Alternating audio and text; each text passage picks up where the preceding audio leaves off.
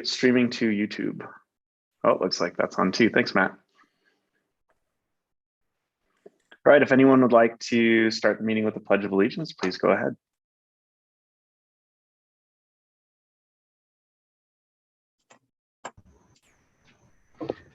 I pledge allegiance to the flag of the United States of America and to the republic for which it stands, one nation, under God, indivisible, with liberty and justice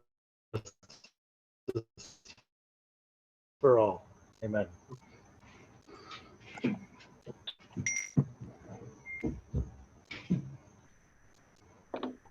All right, good evening, everybody. Welcome to a regular meeting of the Silverton Board of Trustees. Today is January 10th. The time is 7:01 p.m. and I call this meeting to order. Roll call, please. Trustee Uyghur. Here. Trustee Bierma. Here. Trustee Barella. Here. Trustee George. Here. Trustee Harper. Here. Mayor Pro Tem Barney. Here. Mayor Furman. Here. Okay, everybody's here. All right, thank you, Matt. Do we have any staff or board revisions to tonight's agenda? I do have a couple of revisions to our agenda.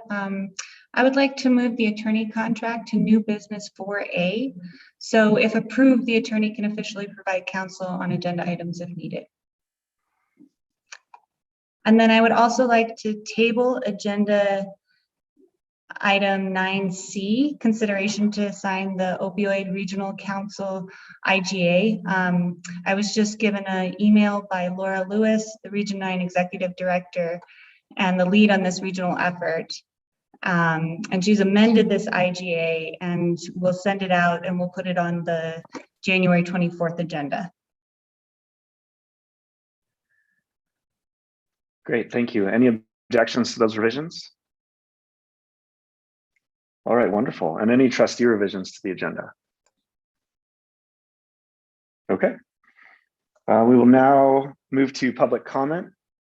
And since we're having the meeting virtually, everyone attending that is able to comment will be on Zoom. So please click the raise hand button if you would like to make a comment.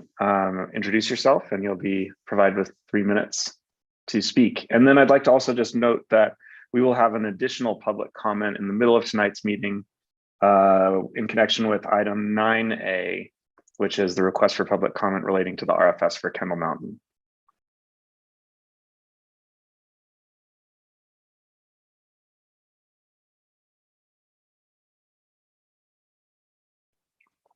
It doesn't look like we have any public comment at this opening comment period, so we will close this public comment and move on to the first item on our agenda, which is new item 4A, consideration to approve the town attorney contract.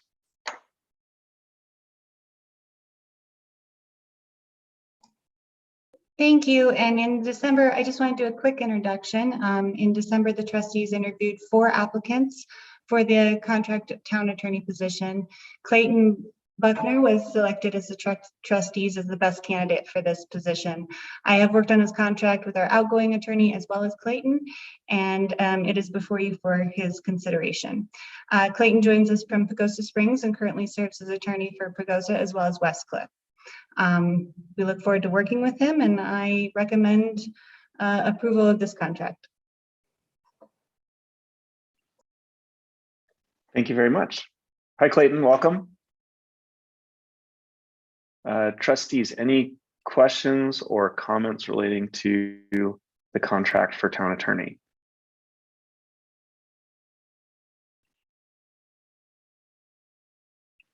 And Gloria, can you confirm that this form is essentially the same form that we previously reviewed for past attorney contracts with modifications based on the specific negotiation for rate and other things that we talked about? Yes, correct. I can confirm that.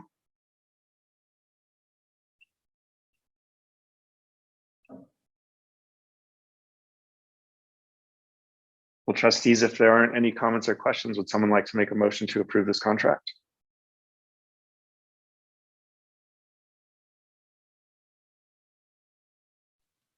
Yeah, I'll make a motion to approve the new attorney contract. I'll second. Thank you very much. Roll call, please.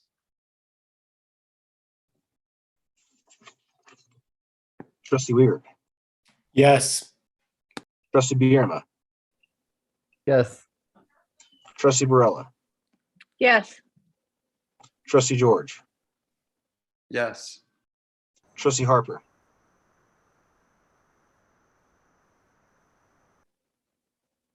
Yes. He looks frozen. Mayor Pro Tem Barney, Yes. Mayor Furman. Yes.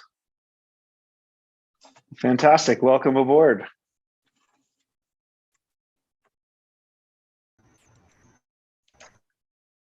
All right, Gloria, anything else on this before we move on to the next agenda item? No, we can move on. Thank you. Okay, great. So previous item 4A, discussion on Bpmd natural resource damages notice and comment period open and settlement clarification.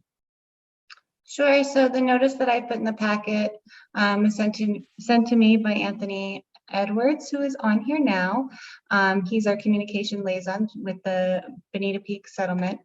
And he is here to discuss our options moving forward as far as public comment and other settlements coming up. Thanks, Gloria. Can you hear me okay? Okay.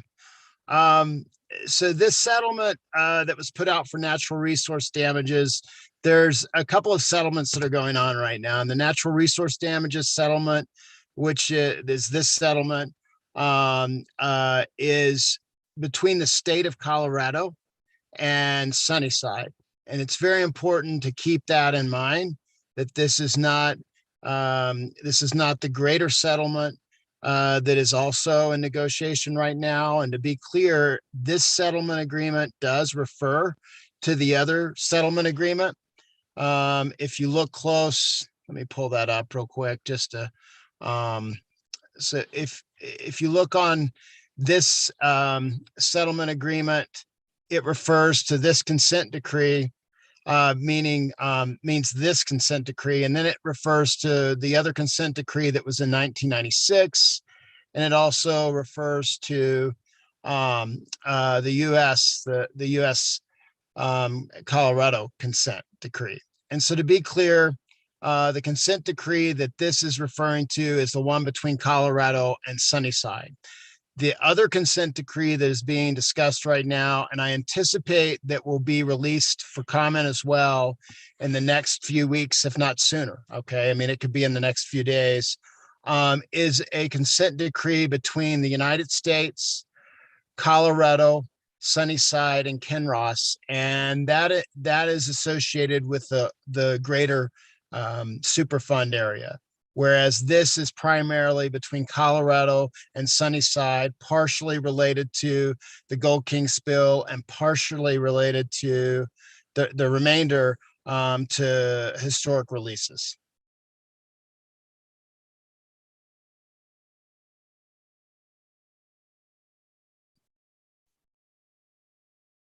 Thank you.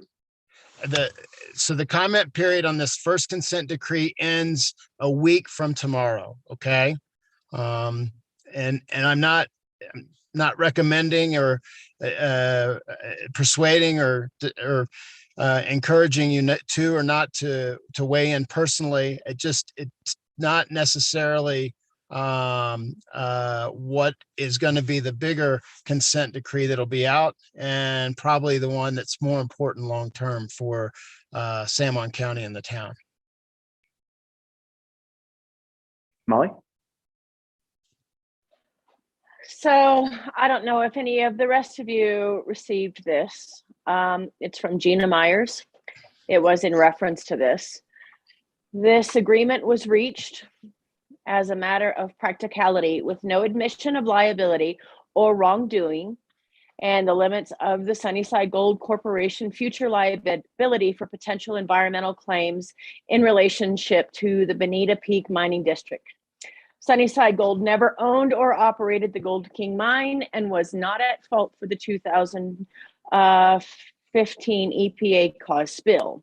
So just to make that clear, I don't know if you received that information, Anthony, or not, but that was given directly to me from Gina Myers in reference to this. So this is not, it is part of it, but it's not, and it has nothing to do with Bonita Peak as far as Sunnyside taking responsibility for it. So I just wanted to make that very clear, that when people start answering, or if they want to put in any public comment, that is of record and of note. Thank you. Yeah, I did receive what Gina had sent Trustee Barella, and have received a lot of other information from people. I think the most important thing, if you want to comment on anything, is and I think those positions are actually, if you read the settlement or consent decree, excuse me, they're in there. So are there any other questions?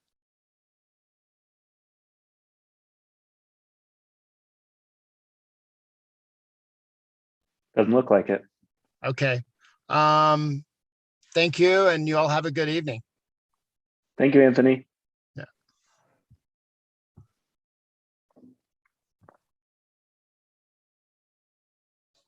All right. Anything else on that topic before we move along? Great. So the next item on our agenda is consideration to approve ski race at Kendall special event. Consideration to approve ski race at Kendall special event application. So we do have application for the second annual Silverton Town Ski Race Series held over at Kindle between February 18th and March 12th. And we do have the event organizer, Trustee Barney, here if she would like to speak about this fantastic event. I'm so glad she turned in an application. Sally? Sure. Thanks, Nathan. I think it's, this application, I think it's good practice because it's good to have all the events that are happening in town, I think, run through the similar procedure.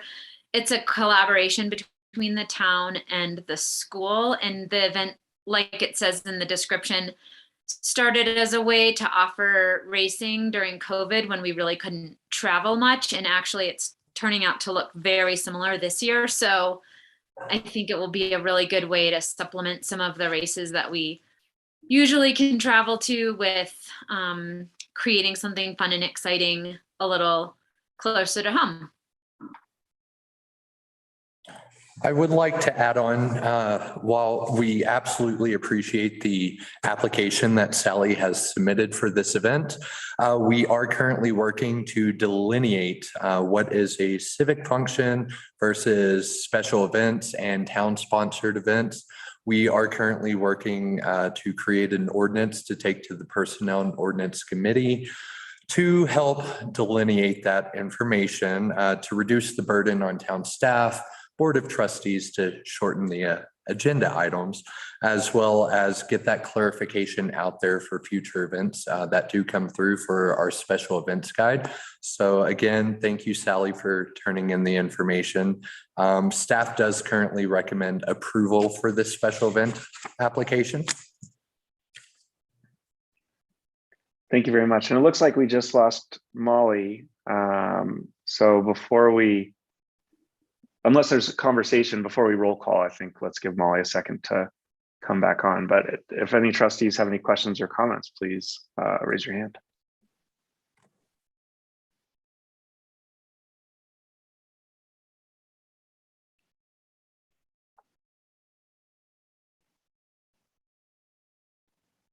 Okay, then I'm going to take the dead air space if I can to just put a plug in to the community to sign up for a race team. If we can improve the event, it would be awesome to have everyone in town participate because it's a community event and it's free, and we'll mix up the teams so you're racing with some kids and some adults, and then we can have like weekly winners, and then we'll also have like an overall race series winning team. So anyone who Nathan did it last year, and it was really fun. And so anyone who's around and wants to come, it'll be Friday afternoons from 4 to 5. No, sorry, Friday afternoons from 3 to 4. I will say, Sally, that this event has taught me how to be a better skier, because last year I was first learning how, and you pushed me. And it was a fantastic event. I will go ahead and say that unfortunately, Trustee Barella has not come back on. He did just text me and said that it's going to take a minute and she'll abstain from this one. Okay. And also, there if she is. approved, promoting to panelist. There we go. And if this event is approved, registration is available on the skikindle.com website, as well as at the Lift Shack. So if people want to join in registration, they can do so. Fantastic. Thank you. Any other question or comment before we consider a motion?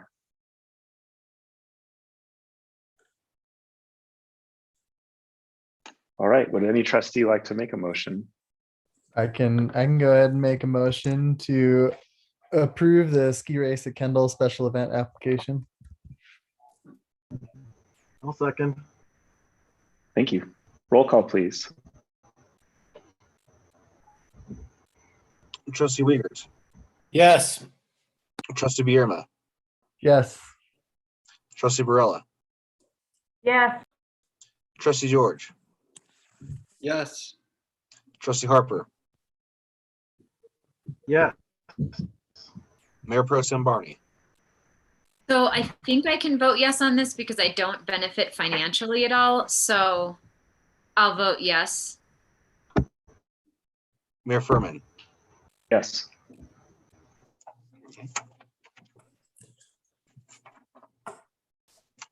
All right. Thank you all very much. Next item on our agenda is consideration to approve Snowscapes special event application. So with this specific application, the Silverton Snowscapes Winter Festival is coming back to Silverton, and due to last year's time constraints as well as lack of participation because of so many events, we are separating out the Snowscape Festival to 2 weekends, which would be February 4th through 6th and 11th through 12th.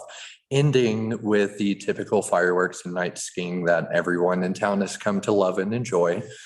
We are keeping the classic events, the Derby, the hockey tournament, as well as some new events such as Yukigassen, which is a snowball fight mixed with Capture the Flag, as well as many other events that we're working with local organizations and nonprofits to volunteer for and put on. And at this time, we are still in the process of getting those finalized times as well as prizes for some events. We do anticipate a great turnout with the COVID restrictions currently in place and the possibility of future COVID restrictions. We will have a tentative schedule for now, but at this point, it looks like everything's a go, and I'm super excited to be working on this. And I do want to thank the community for coming together to help make this event happen again. And this year's theme is superhero, because every Silvertonian has been a superhero throughout this entire pandemic, and we want to showcase their best capes and superhero masks.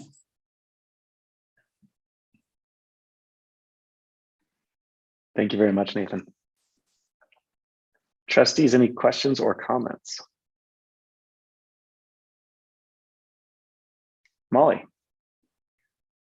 All right, due to low bandwidth, I'm going to keep my camera off. I have a question for Nathan. Is it build your own superhero?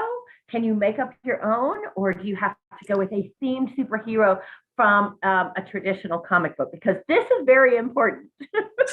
You can absolutely make up your own superhero, and you can pull from the classics. Personally, I'm looking for a red cape and a giant S on my chest, and I may even participate in the classic derby. It just depends on if my insurance is up to date or not. All right, that's important for the community to know. It doesn't have to be purchased costumes. It can be made up and be whatever you want. Thank you, Nathan. Absolutely. Thank you, Molly.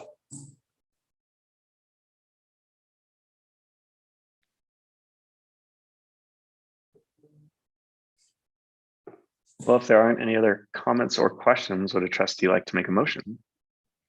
Sure, I'll make a motion to approve the, what are we calling it? The Snowscapes special event application. There you go. Snowscape special event application. I'll second. Thank you. Roll call, please. Trustee Weir, Yes. Trustee Bierman, Yes. Trustee Barella, Yes. Trustee George, Yes. Trustee Harper, Yes. Mayor Pro Tem Barney, Yes. Mayor Furman. Yes. Unanimously, yes. Wonderful. Well, that's going to be fun. I would like to say if anyone within the community would like to participate as a volunteer or event organizer, just come up to Town Hall Monday through Friday, 8 to 4, and I will find a space for you.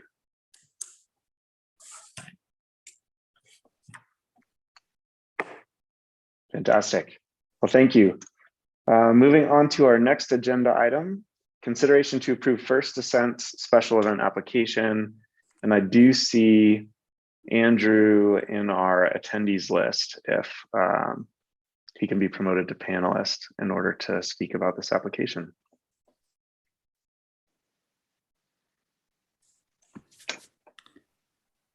How's it going, guys? Great, welcome. Thanks for having me. Absolutely. Nathan, would you like to provide a quick summary, and then Andrew Absolutely. can jump in as well? So Andrew is with First Ascents. They submitted the special event application for a fundraising event over at Kindle.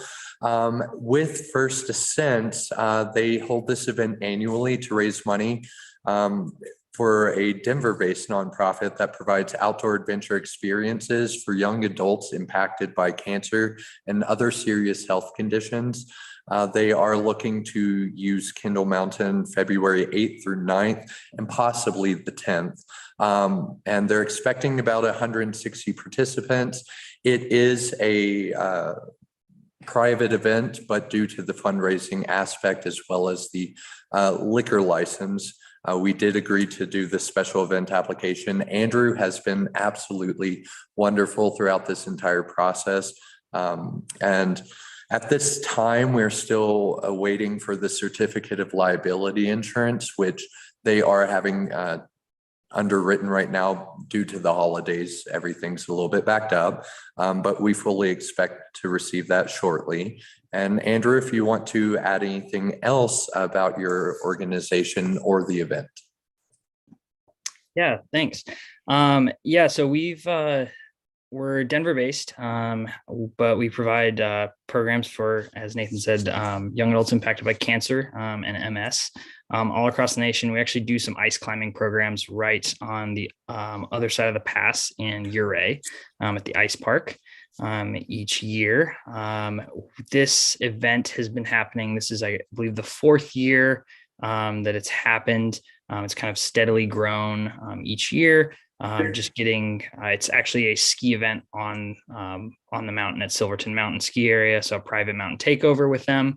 And then in the evening, we normally get the crew together for drinks and like a live auction. And then this year we're actually going to have some musical guests as well performing as a fundraiser.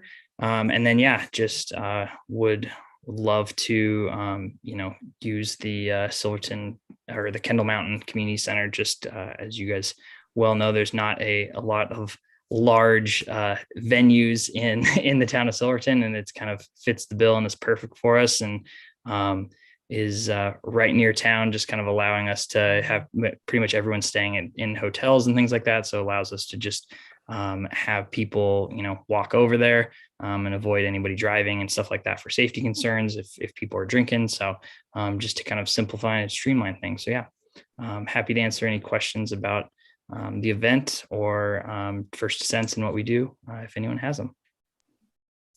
So I'm just going to volunteer that the Wyman does benefit from this event, and I've participated in First Ascent events in the past and plan to participate in this one. So I'm going to go ahead and step out of the meeting for a moment, and Sally will take over the moderating of this discussion.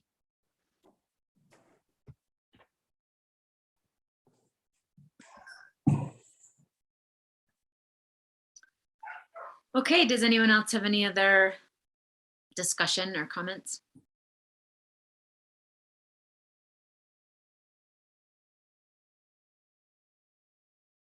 All right, well, it sounds like a great event and a really good cause too, and we're happy to have you come into Silverton. And I guess at this point we could entertain a motion to approve the special event application if there's no further discussion.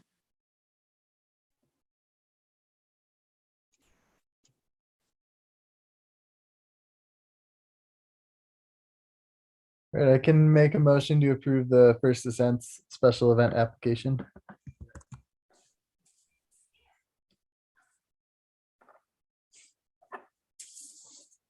I'll second.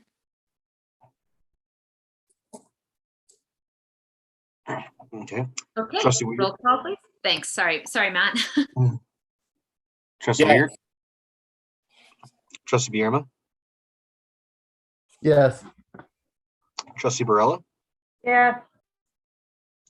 Trustee George. Yes. Trustee Harper. Yes. Mayor Pro Tem Barney. Yes. The ayes have it. Okay, Shane, not sure if you can hear out. Awesome. Thank you, guys. And thanks, Andrew. Yeah, thanks so much for having me. Appreciate it.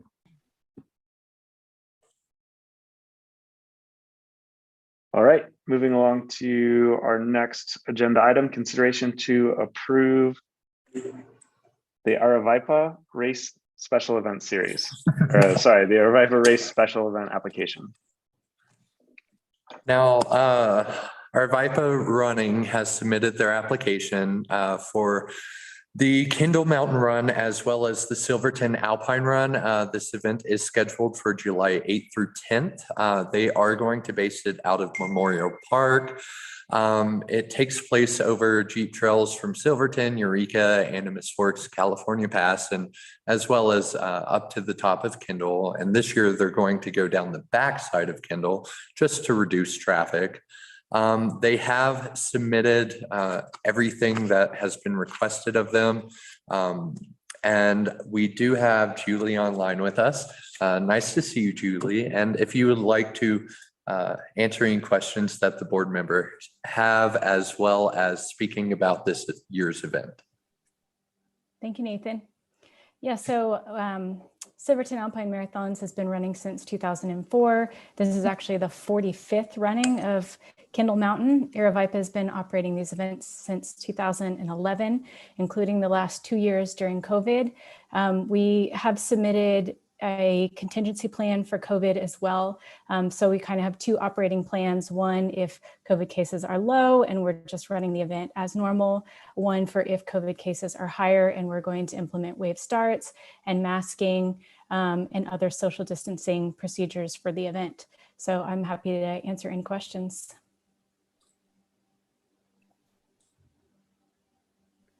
Awesome, Julie. This is a great race series, and we're very appreciative of you coordinating this. Thanks for considering us. Molly. Is this one of the special events that are run year after year after year that we could potentially move into contractual? Okay. Yes, we are currently looking at some historic events, the Hard Rock 100 Endurance Run, as well as our VIPA's 2 runs, to either do an MOU with or a contractual obligation to where the town sponsors the event as well. After this year's event, after the success again, we will look into that more. Thank you. Yeah, thank you, Molly. Any other questions or discussion on this application?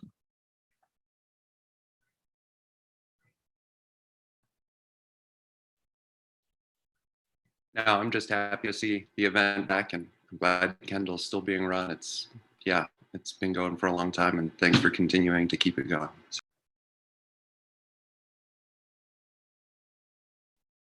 Awesome. Well, would a trustee like to make a motion relating to this application?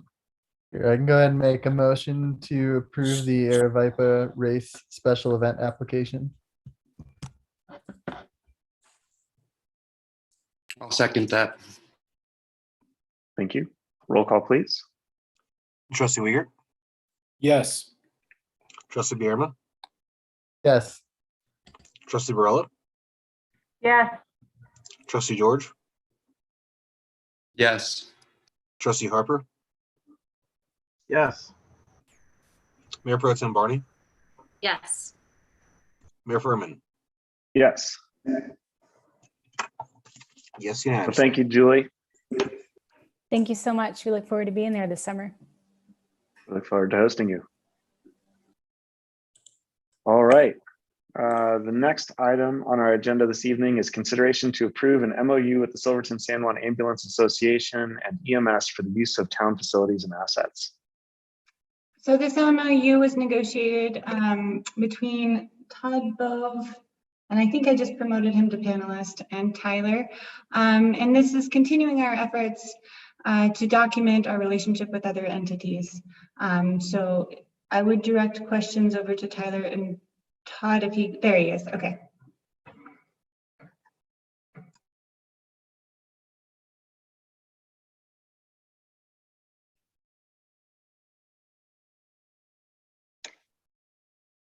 Any questions or comments for Todd or Tyler?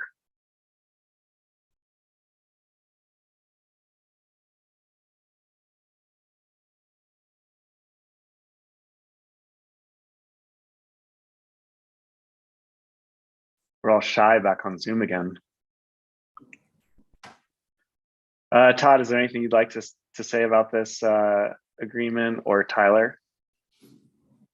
I think that the content of the agreement is pretty straightforward. It's very similar to what we've done with other entities. Basically takes a lot of things we've been doing for years and puts it in writing, which is something we're trying to do with all the various agencies we work with. Yeah, and I'd just like to thank Todd for formalizing all this. Like you said, we've been doing this off of mostly verbal or handshake agreements for ever. And it's good that we have documentation now.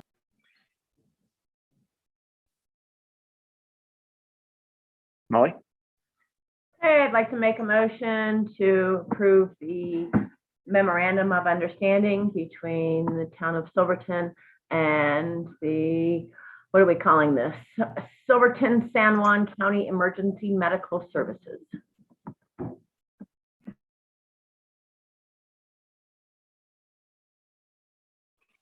Second. Thank you. Roll call, please. Trustee Uyghur, Yes.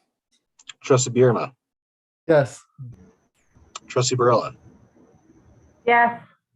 Trustee George, Recuse? Trustee Harper, Yes. Mayor Pro Tem Barney, Yes. Mayor Furman. Yes.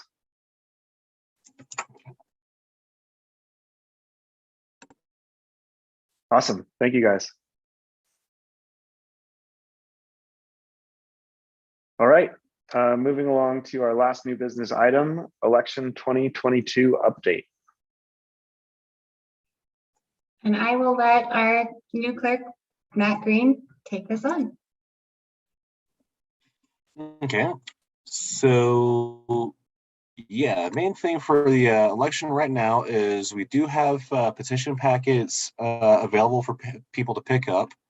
To my knowledge, this may have changed since I had to leave the office early today because of a family COVID outbreak, but there's currently nobody petitioning for any trustee seats.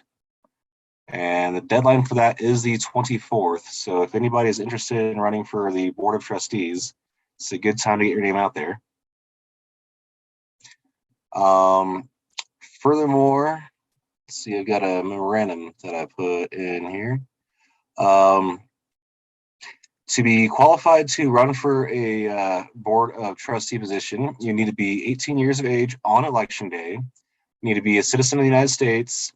Need to have resided in the state for the last 12 months, as well as in Silverton for the last 12 months, or at least the 12 months immediately preceding election day, to be specific. And you must be a registered elector in Silverton, Colorado, so a registered voter.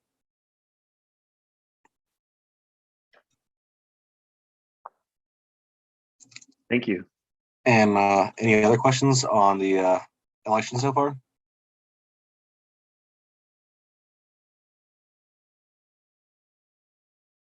I mean, what better thing is there to do on Monday nights in Silverton than join this group of people?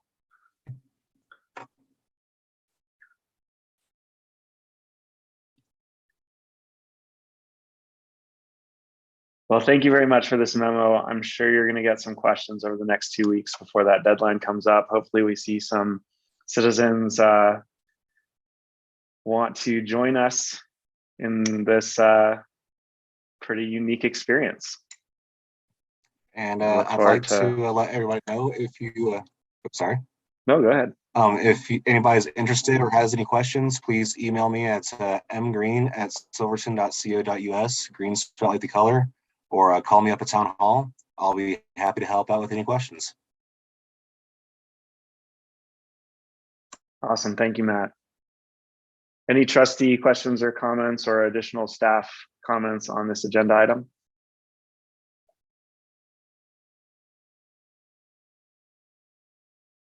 All right. Next item on our agenda is approval of the consent agenda items.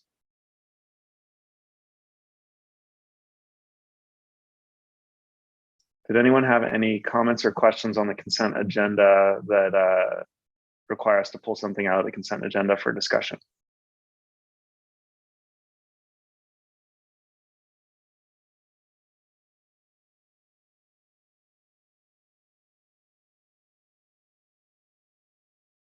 Would anyone like to make a motion relating to the consent agenda?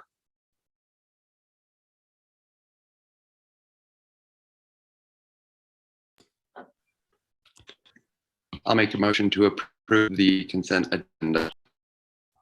I'll second it. Thank you. Roll call, please. Trustee Weir.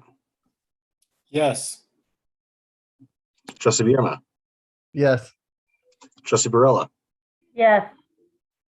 Trustee George. Yes. Trustee Harper. Yes. Mayor Pro Tem Barney. Yes. Mayor Furman. Yes.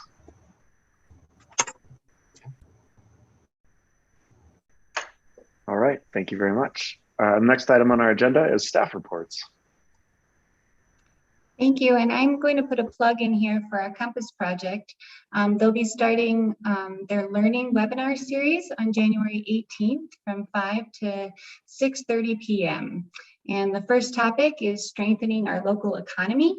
And there'll be expert panelists and opportunities to have in-depth discussions on topics identified in our first phase of the project. This is leading up to our master plan, so I encourage everyone to attend. If you cannot attend, please plan on watching them at some point. We'll have them posted on our YouTube as well as our website and as well as the Compass Project's website. So I just wanted to throw that one out there, that that's going to be on January 18th. And then there'll be others as well, February 1st, February 15th, March 1st, and March 15th. More information is on our website. And I think it's under Compass Project. We have a page now, so. Fantastic, thank you.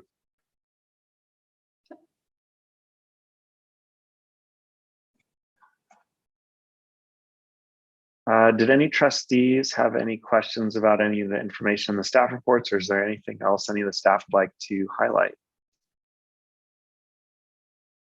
There's just one more thing I wanted to highlight, and I don't have context for this, but I was told it was a really good number. We've received an email from Jennifer at Mullis on January 4th, and they opened up registrations, and we had 251 reservations already.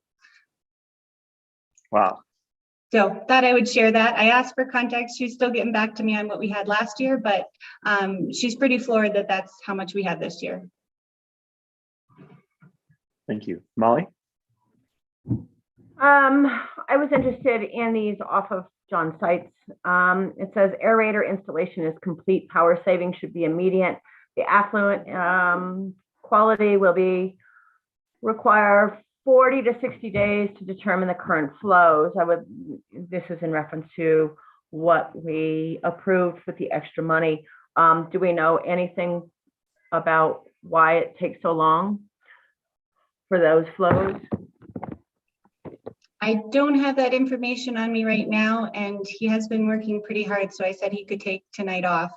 But I'm happy to email that out, the information out to you all probably tomorrow when I talk to him. Okay, thank you.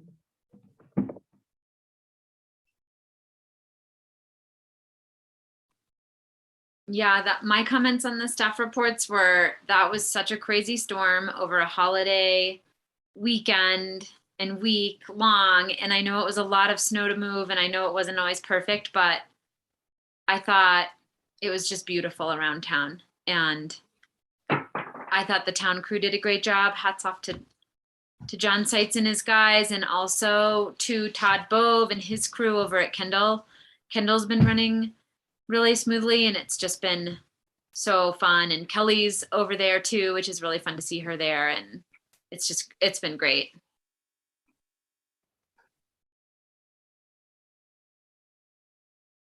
Thanks, Sally. I'll hop on that bandwagon as well. We just have so much work going on at town, and the staff are crushing it. And it's just super cool to see all this stuff happening really well, and the teams working really well together, and setting us up to look really great on the board, because you guys are doing all the work. So thank you. Molly? Another question about Kendall. Let me see if I can find these. I was sent 2 screenshots of the extended hours. Let's see. Town hall would be the place for restrooms, but town hall was closed during this weekend. So I'm just trying to check on this, or if these were incorrect information on the town's website in reference to Kendall or not. And then extended holiday hours were the exact same hours that were the regular hours. So can anybody elaborate on that? Would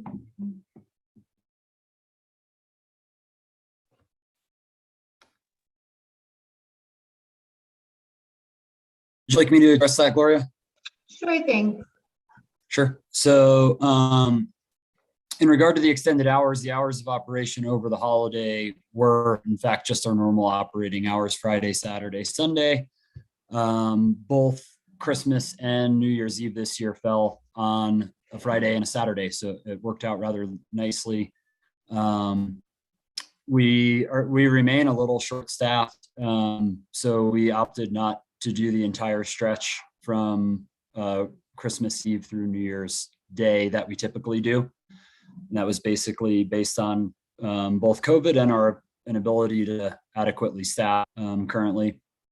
And then in regard to the restrooms, we had brought in some porta potties from Bob's John's due to an issue with the lift station over there. John Seitz and his guys were over there almost the entire week during the holiday working on that. It is repaired at this point, so the porta potties will be going away. I've already put the request into Bob's John's to come get them, and the restrooms are now usable. The lodge is going to remain closed, at least for the time being, until we get rentals going, hopefully here in the week. And the bathrooms will be open from the exterior for the remainder of the season, or until we open the entire lodge. So say that again about the rentals, please. We're still short-staffed. We don't have anyone to specifically put on rentals right now, and the fleet still needs to be torque tested. We're shooting to do that, begin that this week. It should only take a couple of days, and we're hoping to open rentals, but we do need to staff that position still. Okay, thank you for the update.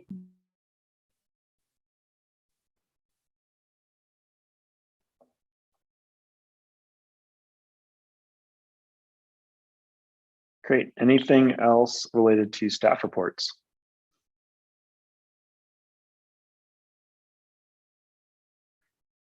All right. Moving along to committee reports. First, we have agenda item 7A, Planning Commission, December 14th, 21 meeting. Jim, you want to take this?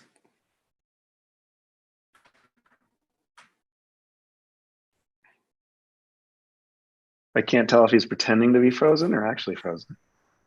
All right, I'm ready to go.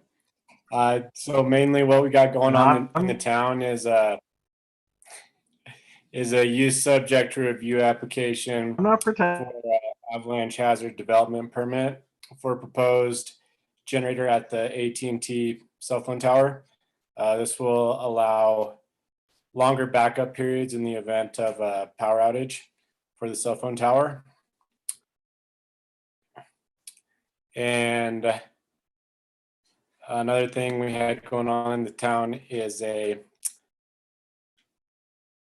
combined preliminary and final plan for the proposed Reese Street townhomes.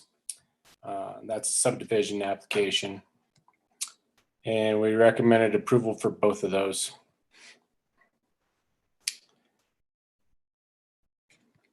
Jim, do you have anything you'd like to add?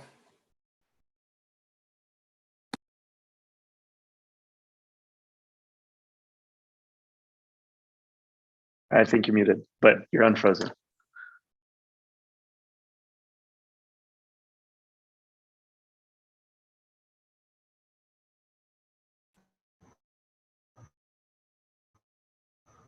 I was gonna say, Jess under the interstate with my phone propped up in the middle of that Zoom meeting, trying to pay attention as I was traveling down the highway. So that was a perfect summation of our meeting. Awesome, thank you. Thank you.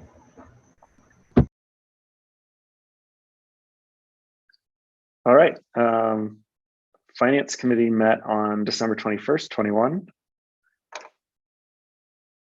Would someone from that committee like to make an update?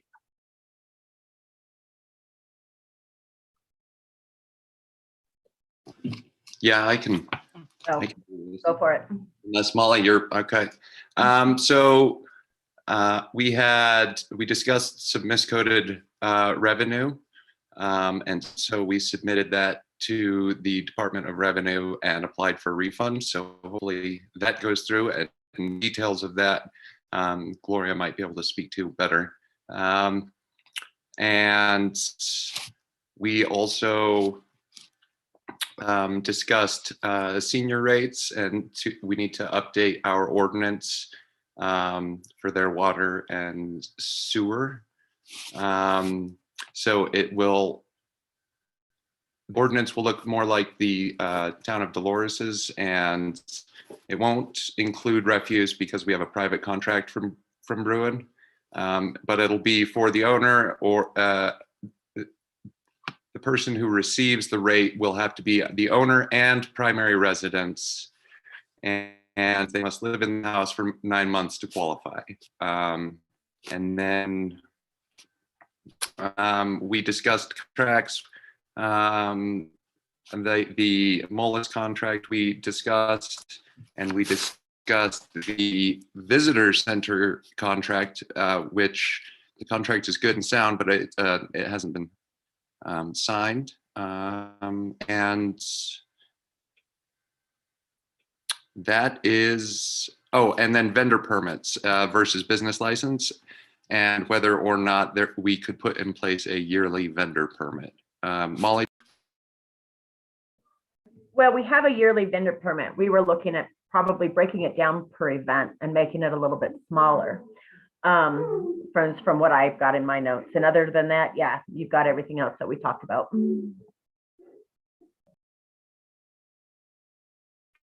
Fantastic. Thank you. That sounded like a productive meeting. We like hearing refund from the Department of Revenue, so hopefully that's going to happen. Yeah. Have you touched on that, Gloria, at all since our meeting? Unfortunately, when I had another meeting with him on the 5th, he had to cancel because he was sick. So we are rescheduling that meeting, and hopefully I will talk to him next week. Thanks for the update. Great. The next item on our agenda, unless there's any questions for the Planning Commission or Finance Committee members. I did want to just put that the Planning Commission scheduled for January 18th has been canceled. So the next meeting will be held on February 15th at 7 p.m. Thank you. Quick question, isn't that advertising for new members as well? Yes, it is. Thank you.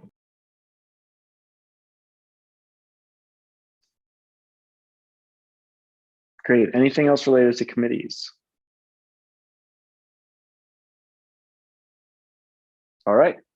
Trustee reports. Anything new and exciting in the world of the trustees?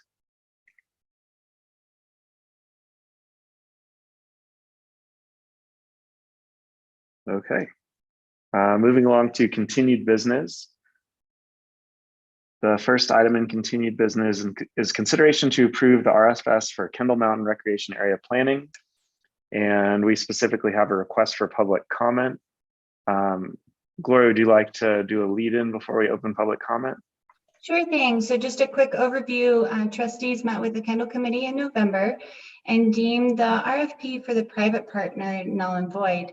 And then on January 3rd, trustees met in a work session to review a request for services to find a design group who would be willing to help create a comprehensive plan utilizing our funding that we will basically expire this year from DOLA and GOCO, and identify areas of improvement for long-term planning at Kendall.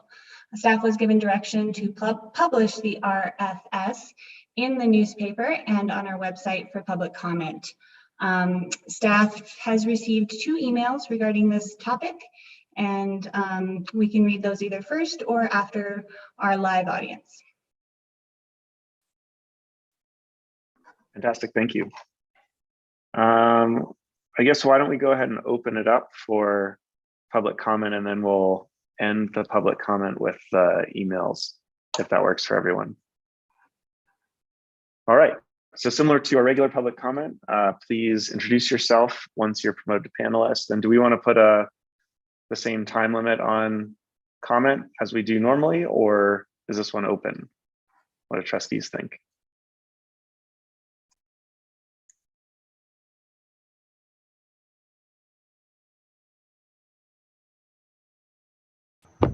I'd leave Keep it standard. Cool, sounds good. All right, I see one hand up. Hi, Melody. Hey, can you hear me? We can. I'm actually sort of getting used to this Zoom thing. So Shane, you're pretty funny in inviting people to join the great group. I really like that. Considering the request for proposal here. I think what Jess suggested is the best thing that we could add is that it is essential to include all the maintenance that needs to be done before we add new projects. I think the community is going to be very interested in that point, as I emailed all of you. And these other suggestions are not that any of them have to end up in the final plan, but I do think you need to allow some project ideas from the community in case someone is thinking of something that's popular out there that we're not thinking of right now. And also the company would probably be aware of projects, something that's newer out there for recreation that we're not thinking of, some smaller thing like skateboarding, which is already kind of out. I'm assuming that the company would include an analysis of what the town may have missed in our previous planning documents, because that's probably a pretty big thing. We may be pretty confident, but we may have missed things that we really shouldn't have. And so thank you. Have a lovely evening. Thank you very much. All right. Do any of our other Zoom attendees have an interest in making a public comment? If so, please click the raise hand button.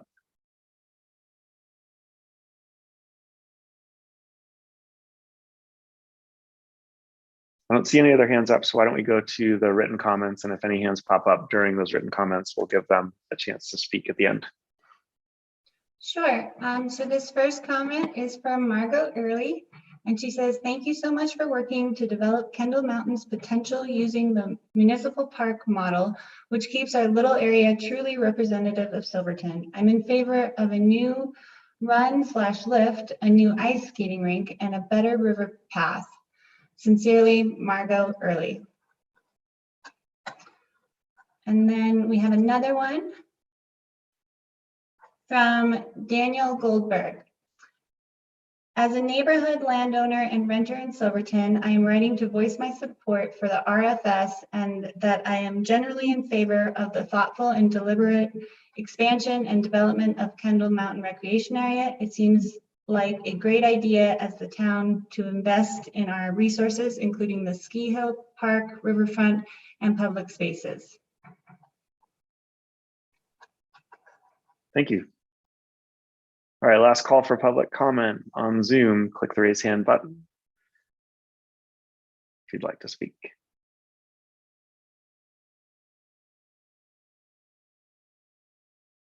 All right, seeing none, we will close the public comment and move to trustee discussion.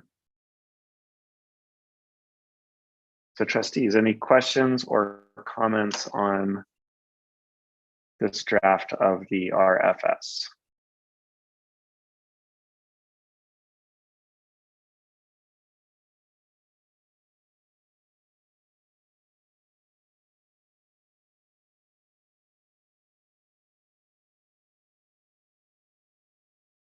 Does everyone, I would just ask specific questions then. Does everyone feel like the revisions discussed at our work session are accurately reflected?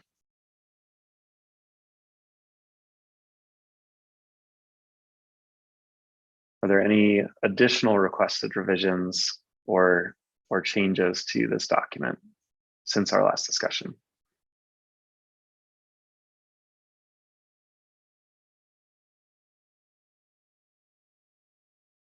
Okay. Would anyone like to make a motion one way or the other on this document?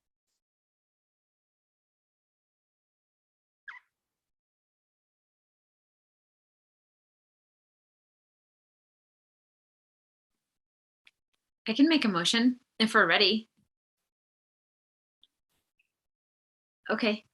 I'll make a motion to approve the request for services for Kendall Mountain Recreation Area planning.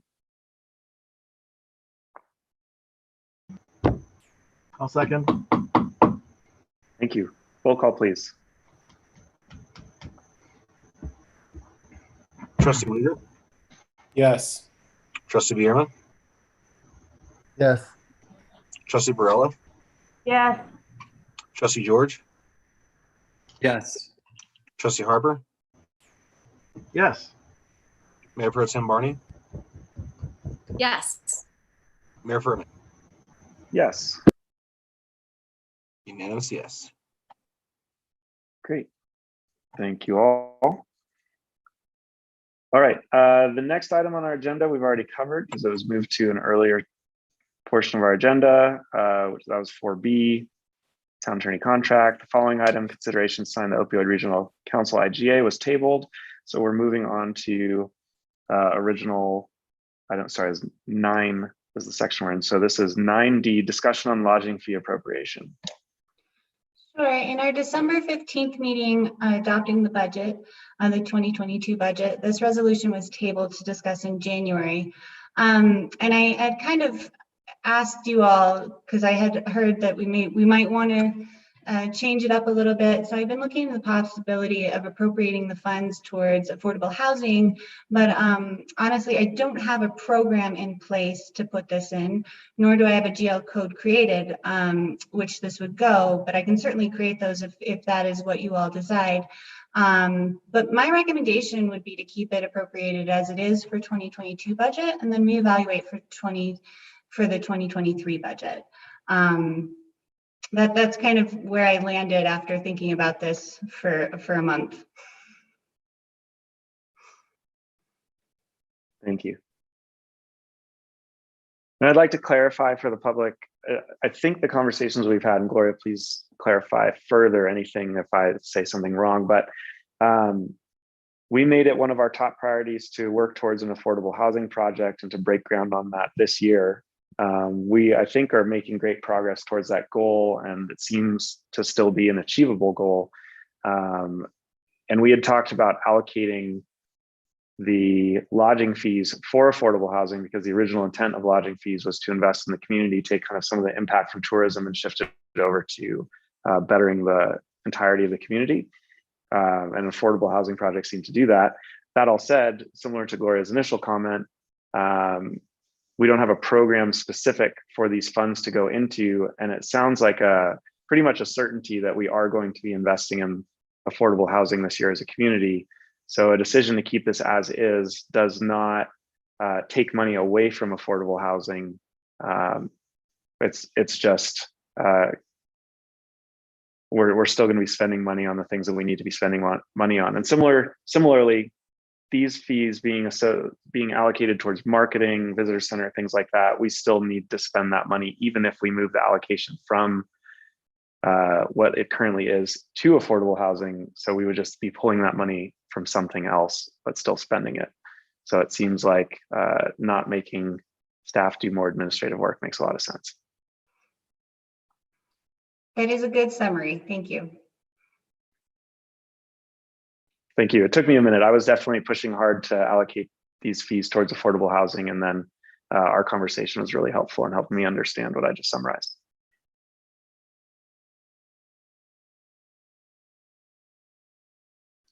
So since we're going to leave it as is, do we need a motion, or can we, how do we proceed now with this? So we will still need a motion to adopt this resolution because it does show where our fees go, and it's kind of a transparent way to talk about why we have fees. So in this particular case, it would be fees to offset the impact of tourism. And also note that it's not necessarily a foregone conclusion that we leave it as is. I think Gloria's recommendation carries a ton of weight, but it's definitely still a discussion for the board to decide what they'd like to do with this.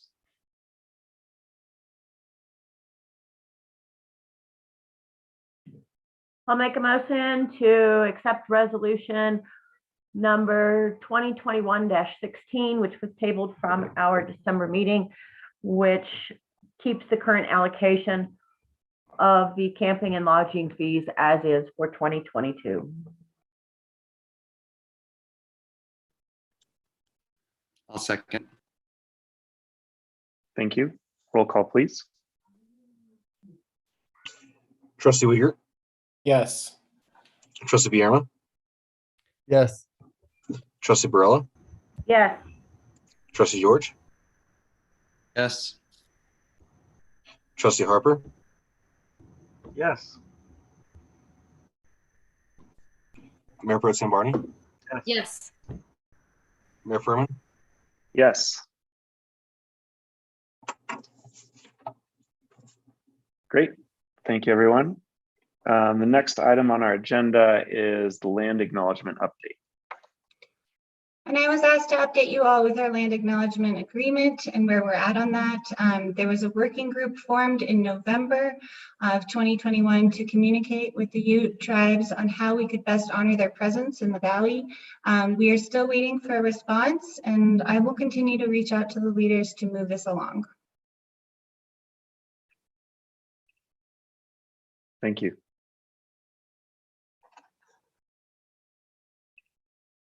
I thought that the option to refer to some landmarks in the community using traditional Ute names was pretty interesting and compelling. I'd be curious if some of those landmarks and names could be identified so we'd kind of see what that scope might look like and how we would identify them in some formal way. You know, would that be like informational signs or plaques, or you know, what would the execution of that look like? But I thought that was a cool idea. Absolutely.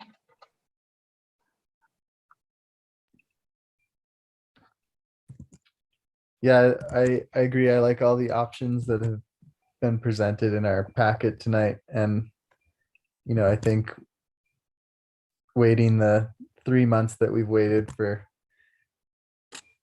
on certain people has been long enough. And I would like us to start moving forward on some of these options. You know, they don't all have to happen at once. And one option that didn't make it into that packet, but I had talked to Todd about it, was possibly putting a plaque or something at our new Columbine Park, or something along the lines that we can incorporate into our new design and build. I think that's an excellent idea.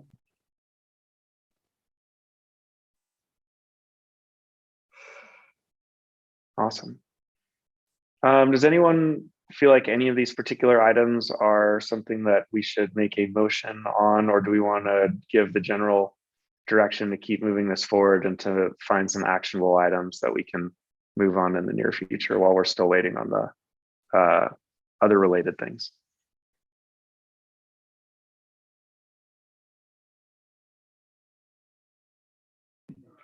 I believe the proposal and the options are already there. We should wait as a community to see what else they would, I'm assuming it's the Southern Ute tribe, are interested in, because you might need negotiating points as well.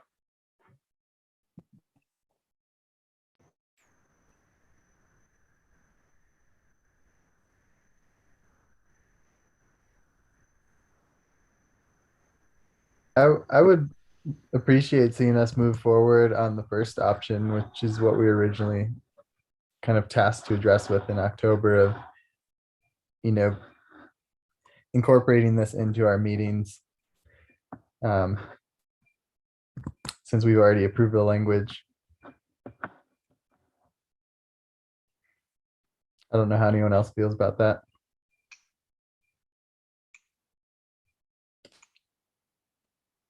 I'm going to be consistent in my opinion of the meetings, of saying that I'm not sure that adding a bunch of statements at the beginning of meetings is what I think is the most productive use of the meetings. I think there's some really meaningful things we could do with this. I'm not sure that reading it at the beginning of everyone's something that I'm excited about, but I understand that position, and I'm open to what the majority of the board wants to do. I agree with your statement, Shane. Thank you.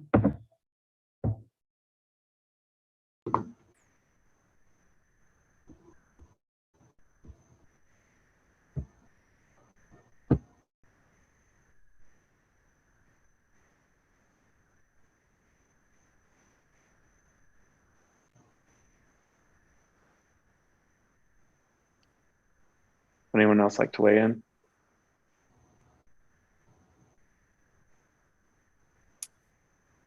I think we have a dedicated period at the beginning of each meeting for each person to say what they want to say, and no, I think that's the time to say it. I would agree with what Mayor Furman has said and the other trustees, that we don't need to add a bunch of things at the beginning of these meetings. They already take quite a bit of time, and I think if we can move forward with some momentum, no.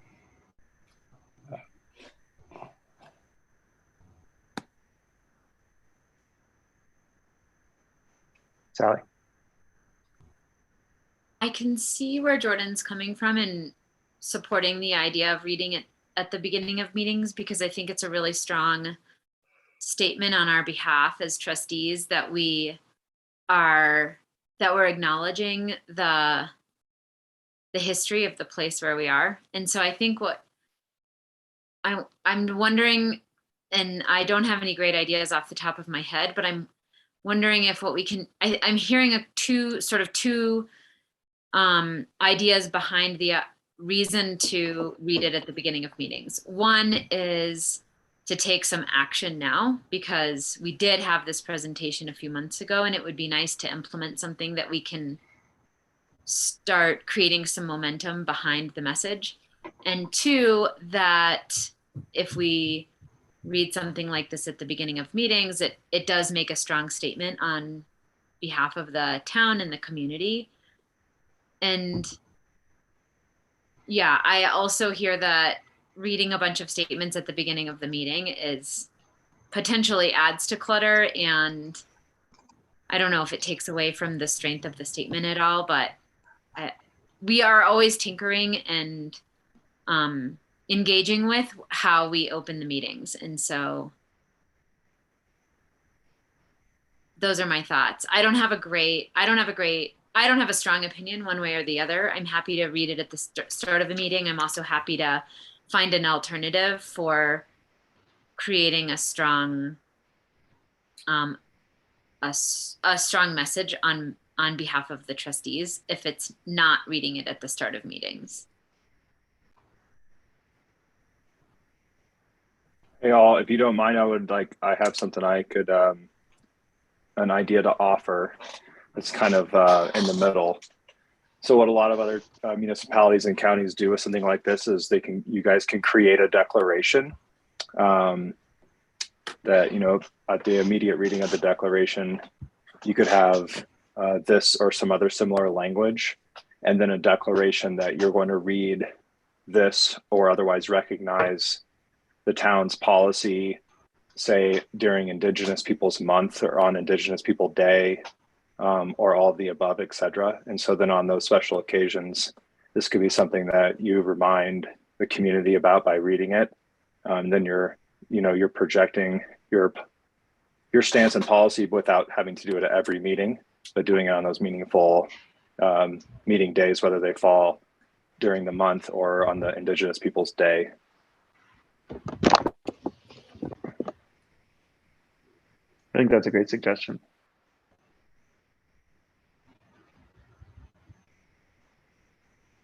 Jordan, what do you think about that one? I'm okay with whatever decision the board comes to as a conclusion. I just think we should address this because it's been on our plate for the last 3 months and we haven't really addressed it in a meaningful way. The suggestion is one of the options already listed. So it could just be made expansive based on Clay's response there.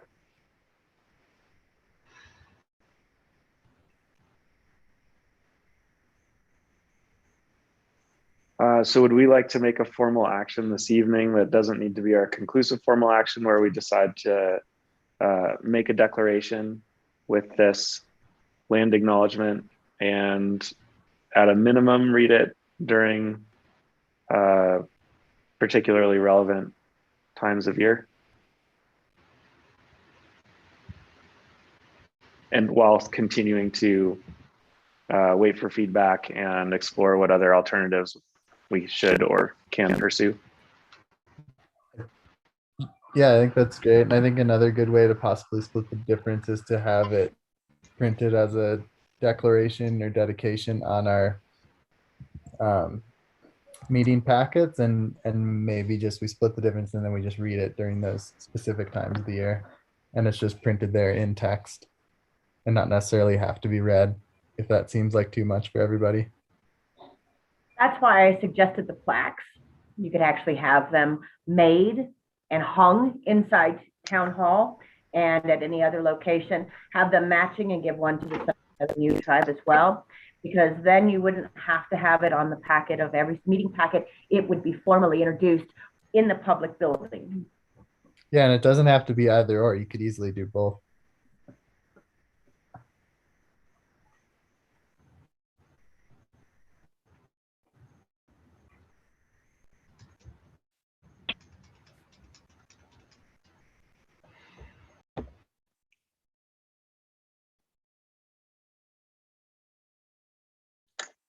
Well, guys, what do we want to do?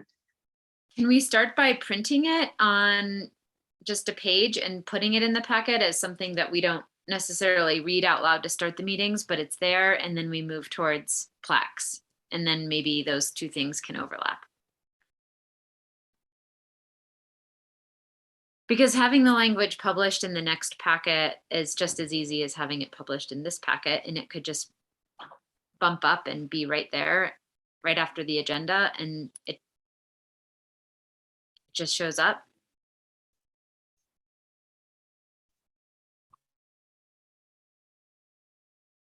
Is it confusing if it's in our meeting agendas but not acknowledged during our meetings? Or is that relatively clear what it is, we think? Because everything else in our meeting agenda we specifically acknowledged.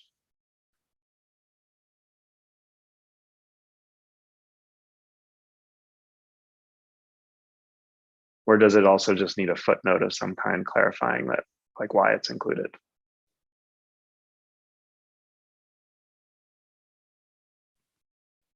It doesn't seem super confusing to me, but I'm only one individual.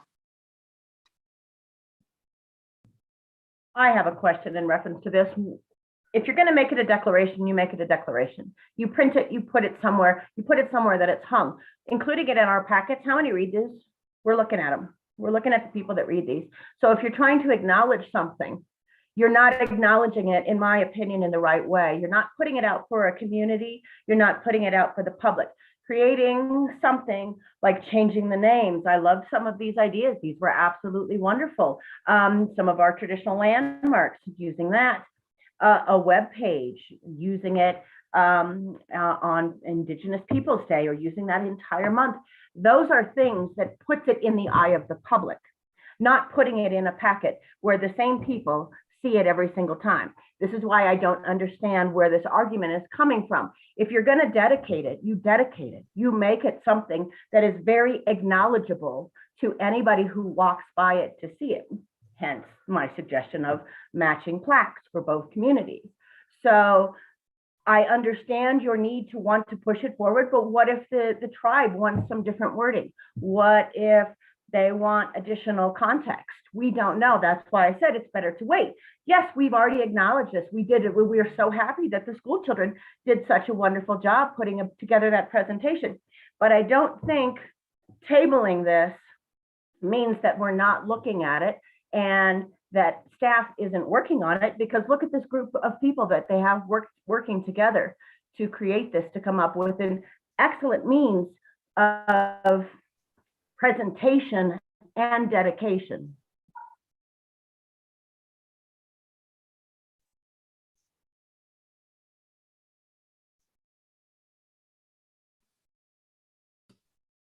I agree with Molly. I think it's more impactful in the more obvious places than being included in everything.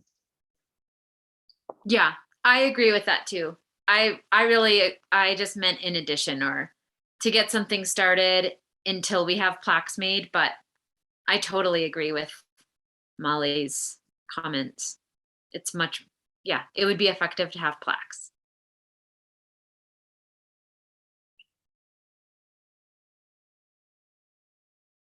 Okay, I'm sorry, Jordan. I think this seems like it needs further discussion and input. And Molly just actually raised a great point about if we made it a declaration tonight, we still have wording that hasn't gotten feedback from the tribe itself.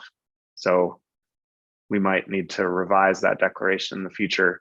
So I think it's better to not be hasty unless majority of the board thinks otherwise. I think we should continue to let staff work on this and develop a proposal in conjunction with everyone that they're coordinating with. And just to provide, not to like, I agree. I think we should just wait for other feedback at this point. And just to clarify, it has gotten approval from the Southern Ute Cultural Department and the 4 people that have looked over it and revised it prior to us receiving it. Okay.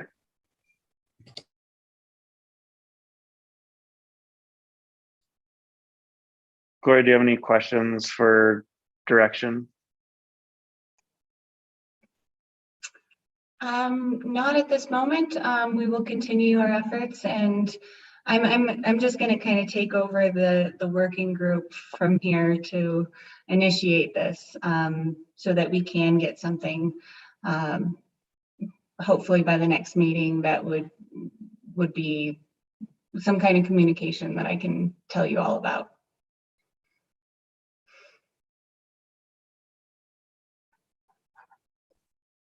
Okay.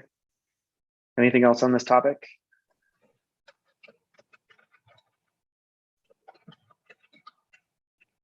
All right. Our last continued business item is trustee goals progress update. And so since I asked you all to come up, the trustees to come up with goals at our retreat, I thought I'd better show you how we are doing on those goals. So in short, we are making headway on breaking ground for affordable housing projects. We've received grants from CHAFA. We're in the process of applying to another grant for DOLA for our gap funding, and we're in a pre-application process for land acquisition. And then we are addressing the deferred maintenance with the Kendall deck and the Columbine Park, as well as improving areas up at Mullis. We are creating a master plan through the efforts of the Compass Project, and the trustees has demonstrated staff support through the 2022 budget with the addition of 2 full-time staff members, and actually 3 full-time staff members. And I just kind of wanted you all to see this, that we set these goals, and it really does help us as staff get focused and try and make this happen for you. So I will provide another update in April on your goals and how we are going to be continuously achieving them. Thank you for that update, Gloria. Congratulations. You've done a lot of hard work in moving this goal forward. Thank you. Thanks.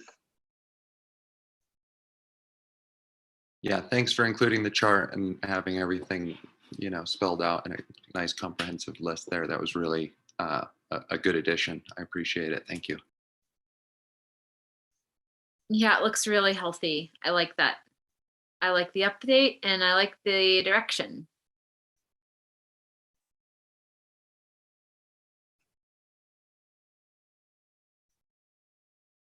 Well, thank you for the direction and the guidance. We really appreciate it. Staff has been working really hard. Awesome. Go staff. Cool. Anything else before we move to our closing public comment? Not for me.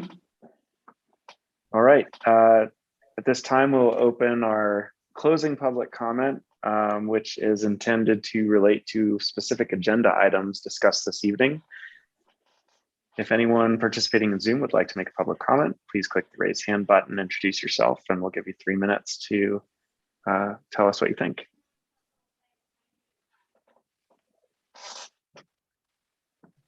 Clayton. Yes, thank you, Mr. Mayor. I wanted to just thank you pertaining to the agenda item for my contract. I'm really looking forward to working with you all, and thank you for taking the time all of you, all trustees, for having a meaningful interview. It meant a lot, and I'm really happy to be on board and to support Silverton as best I can. So thank you all. Thank you.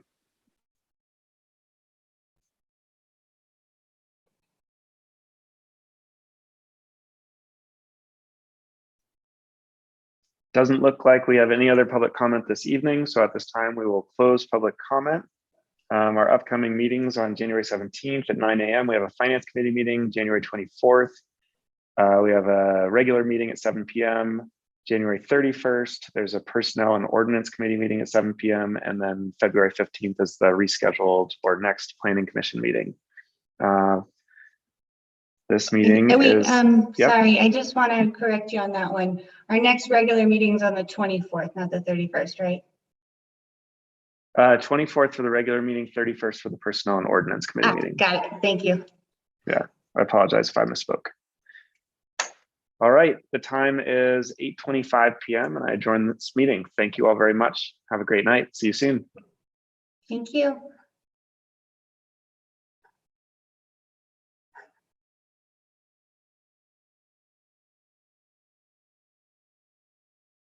Okay, Matt, I'm gonna go end it upstairs. So hopefully it'll render and go to YouTube. Fingers crossed. Okay.